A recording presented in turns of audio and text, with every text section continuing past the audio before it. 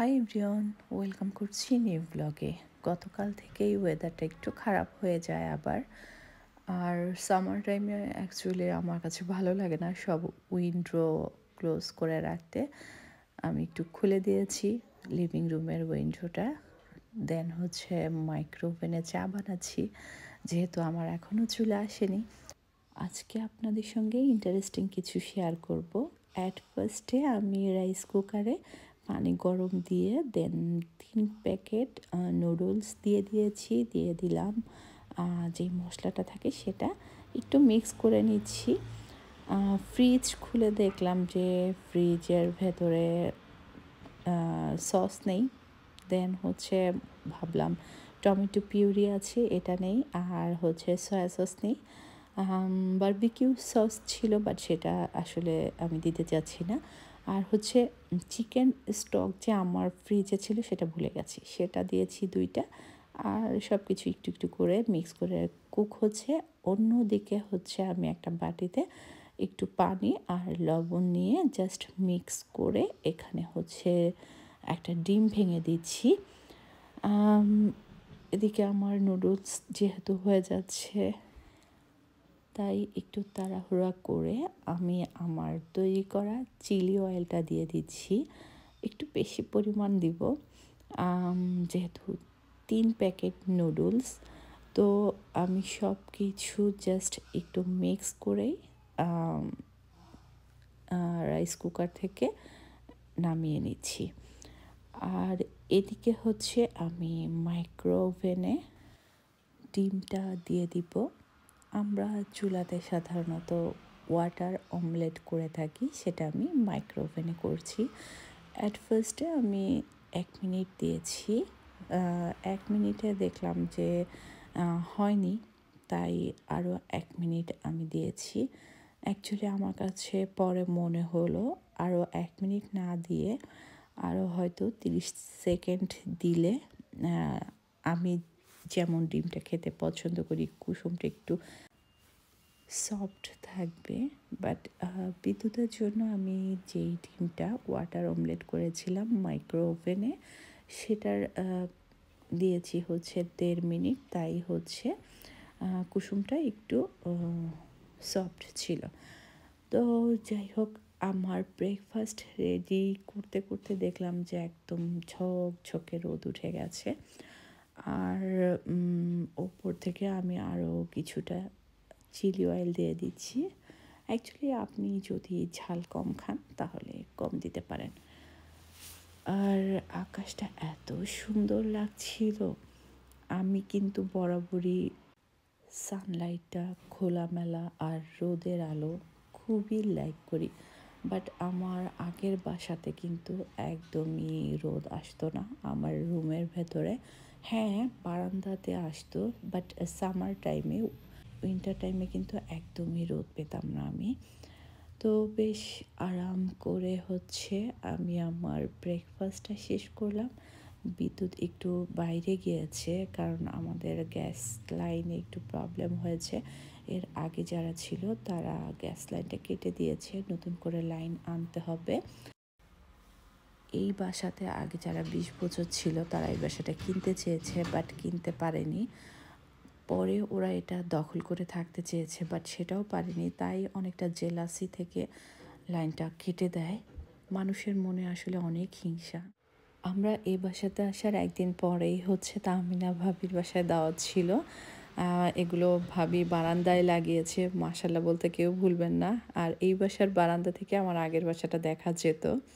তো দুপুরে আমার আসার কথা, আমি তো অলওয়েজ লেট। অনেক কিছু রান্না করেছে, বেগুন ভর্তাটা যা হয়েছে, তারপর আরও একটা আইটেম, ভাবির সিগনেচার আইটেম ছিল হচ্ছে সরিষা ইলিশ, চিংড়ির মালাইকারি, রোস্ট বিফ, মাসকালাইয়ের ডাল। আর এখানে ছিল মিষ্টি, আর 2 রকমের দই ছিল। সেই সঙ্গে ছিল ভীষণ ভীষণ ভীষণ মজার একটা পিঠা, নারকেল আর গুড়ের একটা পুর দিয়ে এই পিঠাটা বানানো হয়। আমার তো খেতে অনেক মজা লেগেছে। আর আমরা যখন এসেছি তখন একটু ওয়েদারটা ভালো ছিল, আবার বৃষ্টি, মানে সারাটা দিন রাত বৃষ্টি হয়েছে সেদিন। তো আমরা বিকেলে নাস্তা খেলাম, দুপুরের খাওয়া দাওয়া করলাম, দেন রাতে হচ্ছে আবার আমাদের নোয়াখালীর পিঠা, এটা খোলা জালি পিঠা। তো এই পিঠাটা দিয়ে হচ্ছে আমরা আবার রাতে খেলাম গরুর মাংস, আর আমি হচ্ছে বেগুন ভর্তাটা নিয়েছি। আমার তো অনেক মজা লেগেছে। আমরা ছাড়াও আরও 4টা ফ্যামিলি ছিল, সবাই ছিল নোয়াখালীর। অনেক গল্প আড্ডা দিয়ে আমরা ব্যাক করতে করতে রাত 11টা-12টা বেজে যায়। বিদ্যুতের 2 উইকস ছুটি, বাট আসলে কোথাও যাওয়া হবে না, বাসায় অনেক কাজের প্রেশার। বাচ্চাদের নিয়ে বাসার কাছেই একটা পার্ক আছে, সেখান থেকে একটু ঘুরে আসবো। আমাদের বাসার কাছাকাছি একটা বেশ বড় হোটেল, এটা হচ্ছে মনে হয় থাকার জন্য না, এখানে ওদিকে যাবা, আসো। এখানে হয়তো মনে খাওয়ার কোনো সিস্টেম নেই। সরো সরো, 2 নম্বর বাসটা হচ্ছে আমাদের এদিক দিয়ে যায়, 2 নম্বর, 3 নম্বর আর হচ্ছে 12 নম্বর। তোমরা কি টুরিস্ট ঘুরতে এসেছো? তোমরা কোথা থেকে আসছো? এই তোমরা তো হোটেলের সামনে দাঁড়াইছো, তোমরা কি টুরিস্ট? আসো আসো।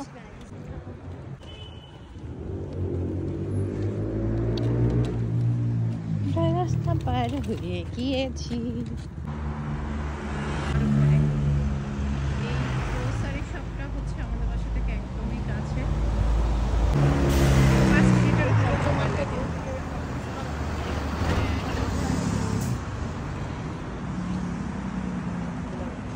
একটা মার্কেট, আমরা অবশ্যই রাস্তার এই পাশে হাঁটছি, সামনে একটা পার্ক আছে, সেখানে যাব। এটা হচ্ছে 5 মিনিটের মতো লাগে।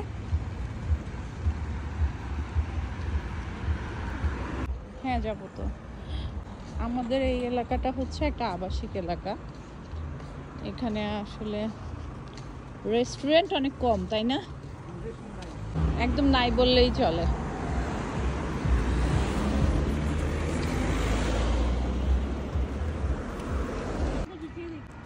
ওই যে একটা রেস্টুরেন্ট, না বাবা সব জায়গা থেকে খাওয়া যায় না, বুঝছো? আমরা যেহেতু হালাল হারাম বেছে চলি।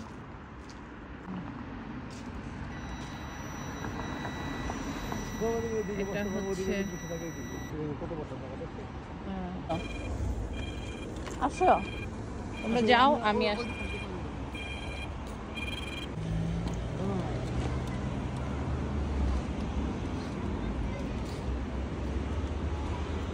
যখন একদম ফার্স্ট গোলাপ ফুটেছিল তখন যা সুন্দর লাগতো। এই আরেকটা বেশ বড় গ্রোসারি শপ। হ্যাঁ বুঝি না, না এখানে এত গোলাপ ফুটে, অদ্ভুত সুন্দর লাগে। এখন আবার বিদ্যুৎ কি কিনতে যাবে? আবার কি কিনতে যাবা? কালকে কিনলে হবে। Sajad baby, Sajad baby.